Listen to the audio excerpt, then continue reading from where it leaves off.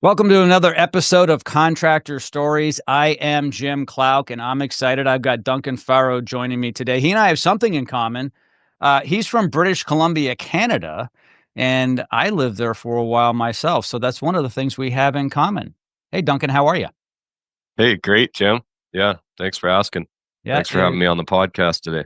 it is great to have you on the podcast. When I was young, I'm a lot older than you. When I was young, there were these two guys that the whole world got to see that represented Canada, Bob and Doug McKenzie. Do you know who they are? You I should look don't. them up. Okay, so very interesting. Bob and Doug McKenzie, they represented Canada, not necessarily in a great way. It was one of those things, kind of like a Saturday Night Live type thing. In any case, welcome to the program. I want to talk to you about your business, Farrow Built. So it's named after you, and you build cool things like barns, shops, equestrian buildings for horses and so forth. What other structures do you build? Yeah, that pretty much covers it. We always say shops, barns, and garages, so Okay. anything fits in that spectrum. And then we do repair maintenance to the same sort of buildings on farms and acreages. Yeah. And you've been doing that since 2017. What got you into the business? I was in construction before that. I was working out in the prairies, so Saskatchewan, Mm, and working on the road a lot. And it was great, loved it. And then I got married and decided that I should probably spend more time with my wife than I did on the road. So mm. I always wanted to start a business of my own. Actually had started one years prior, just for a year with a partner. Didn't work out, but yeah, so figured that was the best time as ever to give it a go again, and that's what we did. So you like working with your hands? Yeah, I do. I don't do a lot of that now, but Mm. that's originally why I got into construction and framing and that sort of thing. So, Duncan, that's usually what happens when I talk to a plumber or a roofer, someone in construction. They're like, yeah, I got into it because I wanted to do it and I was good at it. But then they move into these business functions where they're actually managing and running the company. Is that where you are now? Yeah, that's right. Yep. And how does that feel? Because just because you enjoy doing the construction work doesn't mean you enjoy sitting in an office and having to interview people, terminate people, worry about taxes, bank accounts, the accountant, lawyers, whatever it is. I mean, now all of a sudden you go from, getting your hands dirty to more of a white collar position, right? I mean, when you're running a business, now you're a manager, right? The CEO. Yeah, that's right. And it's totally different. There's a lot of things I love about it. Mm. Some stuff that, eventually over time, hopefully I won't have to do anymore. But I still do like getting out once in a while, training the guys on a few things and putting the tool belt on. But it's, yeah, maybe 3 or 4 hours a month Well, at that's this good though, point. because in your position, you need to keep your finger on the pulse of the business, and the business is out in the field, literally out in a field, possibly. Yeah. How many structures would you say on average you guys build a month or a year? Um, Give yeah. me a rough idea. I'm just curious how much you're building. Yeah. About 8 to 12 new builds a year right Okay. now. Yeah. Almost one a month. And give me an idea of the scope of the work, the size of it. Is it a full barn that has, doors on it, or is it open? Are these insulated? What do these projects look like? Yeah. That's a great question because a lot of people ask us that, and we go from wherever to, how do I word that? From any point to any point. So like we've come in when the customer already has his foundation in, and we've taken it from there Mhm. and taken it to doors in, insulated, all that. We've come from putting the foundation in, doing all the excavation, all the way to finish. We have one coming up where we're just doing the foundation and the framing for him, and he's going to finish it himself. So we try to be super accommodating for our customers because a lot of them like to put some sweat equity in, whether that's to save some money or just because they like doing some stuff themselves. No, absolutely. I'm kinda that way. There's certain things I can't do. Raising a barn is one of them, but I can do some finish work. But, Yeah. building a barn, that's, quite a big deal. I've got a ranch in Texas, and, I've got a barn on it, but it's what I would call, a not so finished barn. Everything's open. So it's got a roof and it's got walls and all, but there's no doors. Um, and so the air can blow through it, but, we keep some animals in there and it's fine. Of Yeah. course, it is Texas. We don't get freezing that much, so it's not that bad. Um, so you do shops, and as a guy, I speak for a lot of men. I like a shop. Yeah. That sounds like a dream thing to call you up and say, "Hey, Duncan, I want a shop."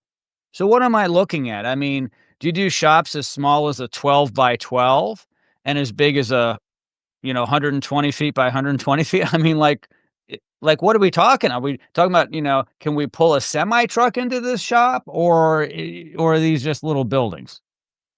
Yeah. Everything in between, like you said, basically. 12 by 12, probably a little small. It's Mhm. not, doesn't make sense for us to do that. But I think the smallest we've done was about 12 by 24. So not Mhm. far off of that. All the way up to, we did one building that was over 40,000 square feet a few years ago. So everywhere in between that. And yeah, a lot of them are a dream, like you say. Like we did Mhm. one last winter. They've saved for 20 years to build it. And it was something that he'd always wanted, never been able to have. And now finally, kids are moved out. They've got a little extra money and they could afford to put up the shop that he's dreamed about his whole life and have it there at their acreage. So it's pretty cool to be able to help people get something like you say every guy's dreamed about, and we're Yeah. helping some of them get that. Did he go full out with heated floors? Oh yeah, He did? Good. You may as well. You should be able to be barefoot in your shop. No, I guess it doesn't make sense. You shouldn't be barefoot in your shop, but it is nice to have heated floors, right? So because it big comes time. just right up from the foundation. That is awesome. What is one of your favorite projects that you've worked on where you're like, you know what? I'm sure glad this customer contacted me.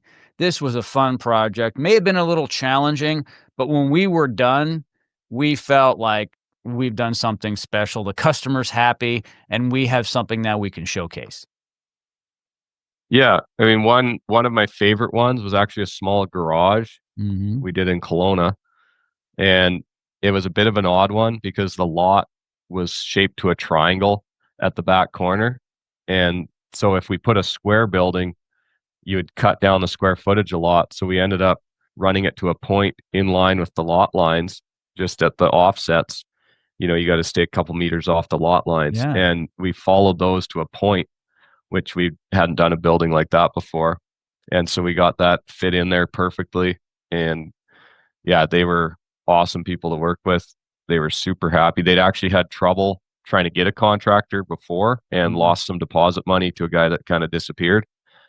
And so we came in and we were able to do it for them and maximize their square footage on that lot. So just all around, it was a pretty cool job that, you know, if we never do another one, I won't be surprised, but pretty rare to do something like that. Yeah, Duncan, would it be fair to say that you and your crew are artists? I mean, not just construction guys, but to some extent an artist? I mean, that might be pushing it for Mm. some of us, but in that case, yeah, Yeah. somewhat. Yeah. Because because a lot of people in construction would say, "That's not how a building is made."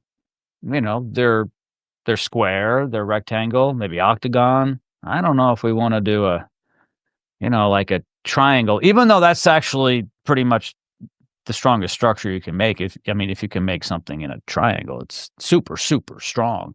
But it is kinda odd for it to come together like that. But it's very unique. I don't know if you give yourself enough credit. Most people do not have the ability to build even a small structure that is square and sound. Let's put it that way.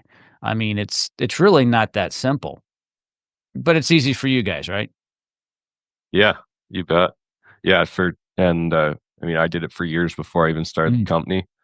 So it's like second nature.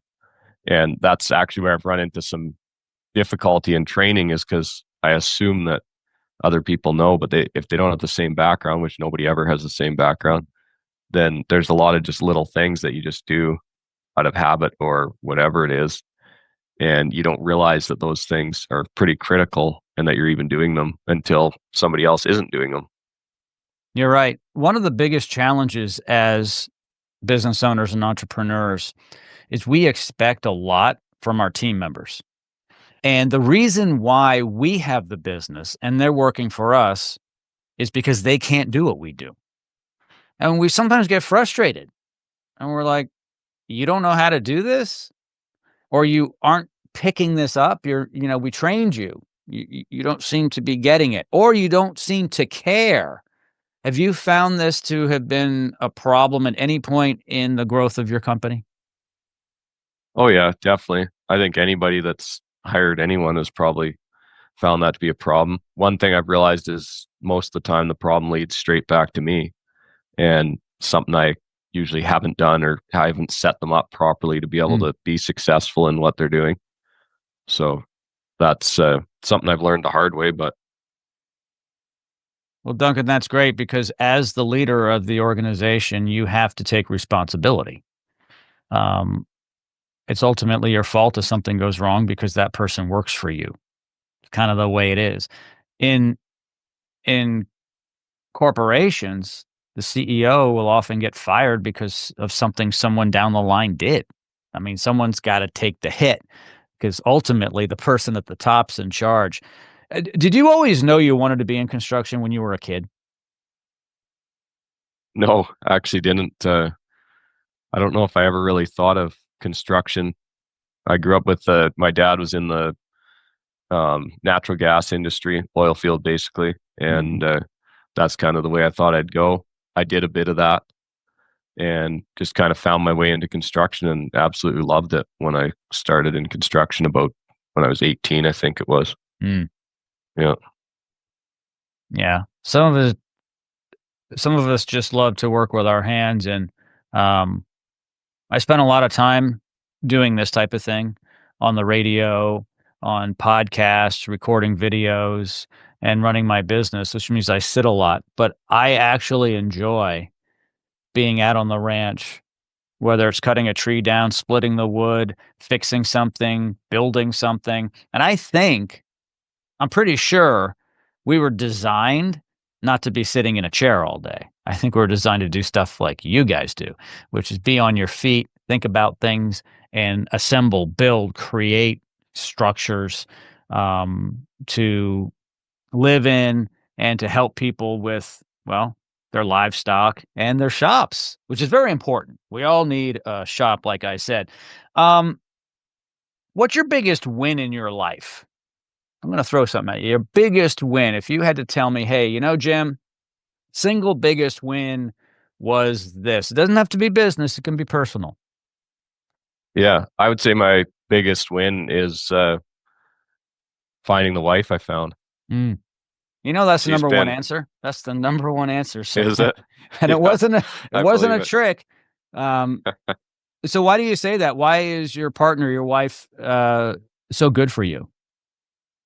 Well, one of the biggest things, like as you would know, and excuse me, any other business owners listening to this would know that like there's days that absolutely suck in business where, Mm, you know, at the end of the day, you're just feel like you're going to explode because everything's not going right and you don't know what you're going to do and you don't know how tomorrow's going to go. And I've thought about it a couple times, like coming home, and if you're just coming home to an empty house and get a, you know, cook your mhm. steak or whatever and go to bed, like I can't imagine that. Like I don't know how people do it without someone to come home to and talk to. And even like we have a bunch of kids, 4 kids, and Wow. like you come home and they're all excited to see you and you can forget about work, and you know it's a totally different environment. You can get away from it and focus on something positive. So it's, Yeah. yeah, and on the in the tough times that we've gone through, then I couldn't have done it without my wife. So Yeah. that's why I say that. That's a great answer, and it is the number one answer. Um, I think it's important to have a good partner in life, which is gonna be a spouse, unless the relationship's not good, and I recommend to everybody, if it's not good, fix it or get rid of it because it's a distraction. Divorces can actually take out small businesses very quickly. So, Yeah. it can really affect your dream. Duncan, what's your biggest regret in your life? If you have a regret, what is it? My biggest regret. That's a good Mhm. question. I haven't really thought about that a lot. Um, I think really though, what it would be it would pertain to business and be that I wish that when I started in business that I would have had mentors that I would have listened to or something like that.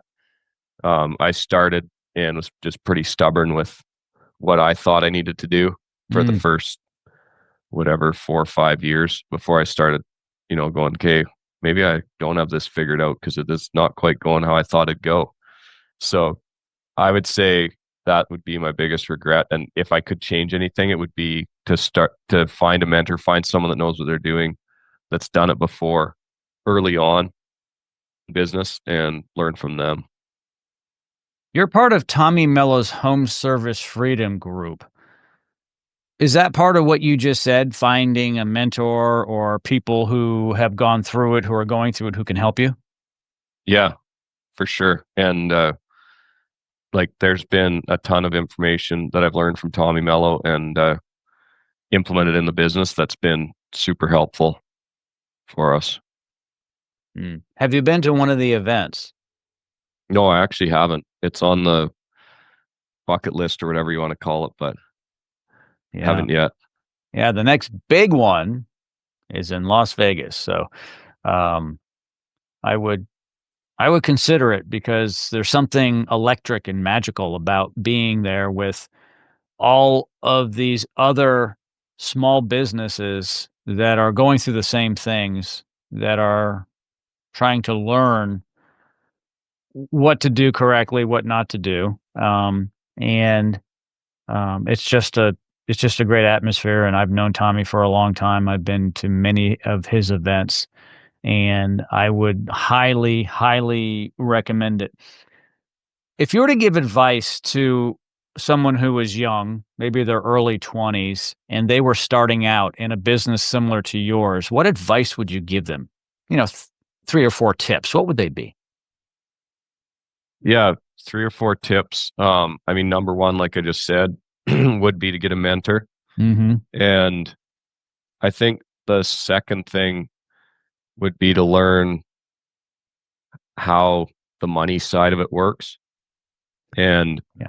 what expenses are, what overhead is, all that sort of thing that I didn't have an understanding of. And so what happens is you go from, say you're earning $30 an hour at your job and you think, oh, if I charge myself out at $50 an hour, I'm going to be making bank. But Mhm. then you forget that there's a lot of other expenses that come out of that, of course. And Yeah. you end up actually taking home $20 an hour and wondering where all your money's going. So I would say that would be the second biggest thing would be to have yeah, just write down. Basically, you can do it very simply. Write it all down in a notebook. Write down every expense that you'll have, from tools, maintenance on the tools, new saw blades, insurance, Mm. workers' compensation, all that stuff. Like there's so much. And that was a huge eye opener when I first learned that. And I was like, I was doing some hourly jobs at the time, had a few guys working for me. And I realized when I wrote it all down that we were losing about $800 a day. And here I thought, if I'm charging a $22 an hour guy at $60 an hour, there's no way I can't make money. Mhm. But I was actually losing money on that without even realizing it until I wrote it all down. For a business like yours, what should the net profit be? So if you sell something for a dollar, at the end of the year, when the accountant and you go through it, is this a 10% business, a 5% business, a 15% business, a 20% business? What should it be? Yeah, you definitely don't want to be less than 10%. Mhm. And the goal is 20% for us. Yep. I know guys in similar industry that are over 20%.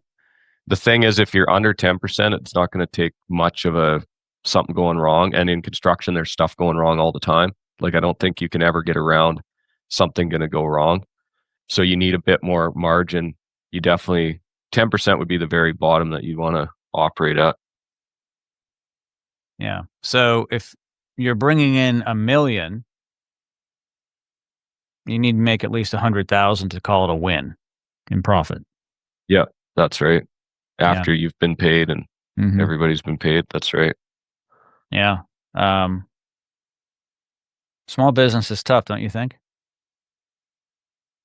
Yeah. I would say that, yeah, it is tough, but I think it's simple.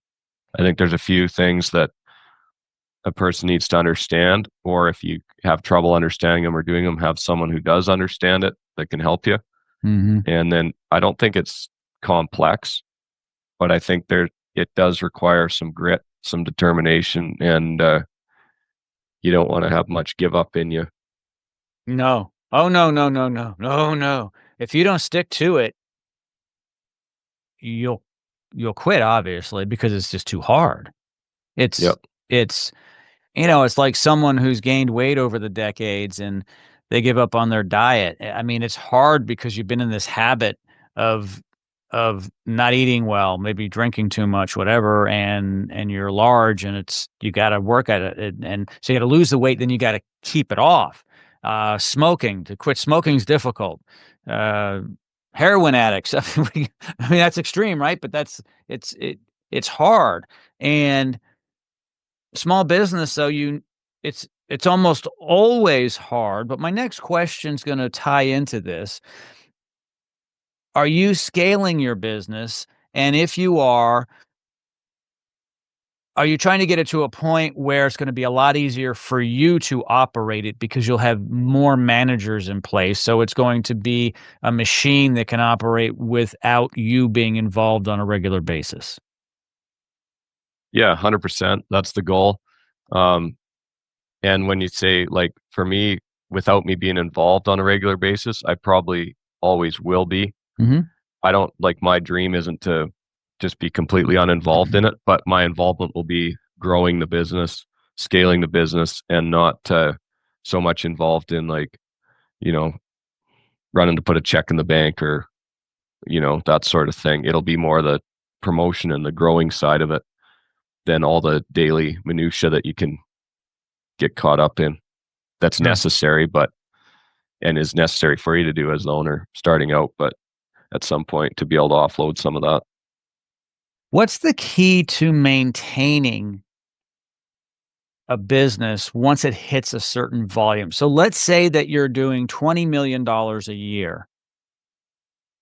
Well, don't you have to find $21 million of new business the next year to beat last year? Yeah, I would say so. Yeah. I would agree with that. Yeah. And how much of your business is repeat business? We don't have a lot of repeat business just because of the nature of what we do. On Mm, the maintenance side, we do have yeah. repeat business. I'd have to pull up the numbers to see exactly, but it's pretty small amount that's repeat business. There's a high, like 50% of our sales from the past 12 months have been referral. Yes. So not Great. quite repeat, but yeah, kind of the same sort of thing. Yeah. And that's going to be the key, right? Um, if you're not getting referral business, it's a grind. If you're going to continue to build your business year after year after year, because you're just gonna have to do it all over again without anyone helping you from the outside. The referral business is great because you say, "Hey, Duncan and his team did a great job. Call them up and they can build a barn for you too. They can build a shop. They can do this. They can do that." And business should get easier that way. How else do you promote your business besides, word of mouth referral? How do you get your business?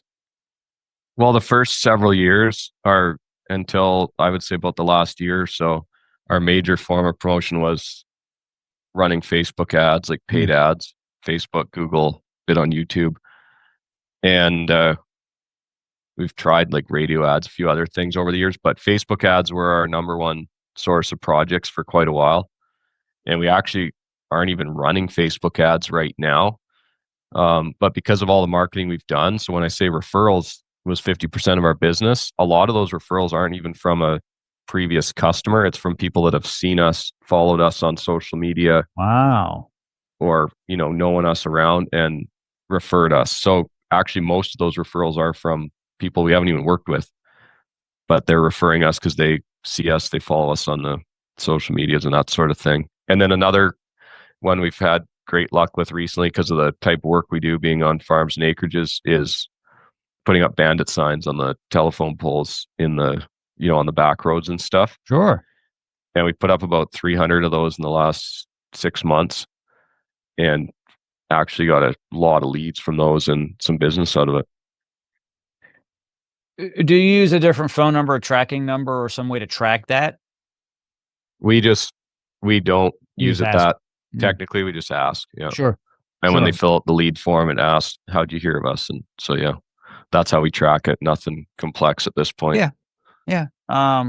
But that's good. Yeah, a lot of people underestimate the power of a bandit sign. They're simple. Yeah. It's Well, that's the key, is to keep them simple, yeah. because I see a lot of them around with way too much on them, and Mm, you're going by it 60 miles an hour. You're not going to read it. And we had some really poor ones where I was all excited. I put them up and I drove by them later and like, I can't even read that. mhm. So we made them real simple: shops, barns, garages. It's got our logo at the top, phone number at the bottom, and that's it. Black and white, easy to see. And ever since we made that change, they've worked really well. Do you find it's better to have them call you with a phone number on the signs, or is it better to drive them to a website?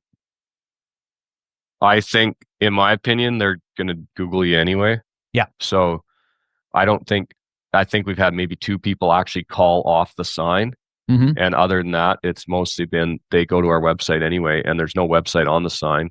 But Sure. that's, like I say, you start adding too much stuff and then it's not going to work. I bet you don't even need a phone number or the website. If you had your logo, they're just, and the name, which our name's in the logo, but if you had the logo and the name, they're going to Google you. Like, that's what 90% of people are doing. You Yeah. see something, you just Google it. You're not going to write down the number. Yeah. And I'll make a recommendation, and this is purely off the top of my head for liability. Don't put a QR code on it. You don't wanna be Yeah. responsible for someone trying to scan your QR code at 60 miles an hour. Seriously, it sounds like a problem, so not a Well, nobody's going to stop and on the side of No. the road and do that. No, but It's just, someone might try to scan while they're driving, and that could be yeah, that could be a problem. But for other signage and so forth, QR codes are great because it can take people there real quick without them having to think about how do you spell that. They don't have to Google it. It just boom, go. And QR codes are used a lot today. Hey, Duncan, on that note, thank you so much for joining me today on the program. I really appreciate it. yeah, you bet. Thanks for having me. Yeah, let's get you back sometime, okay? Enjoyed it. All right. You bet. Sounds good.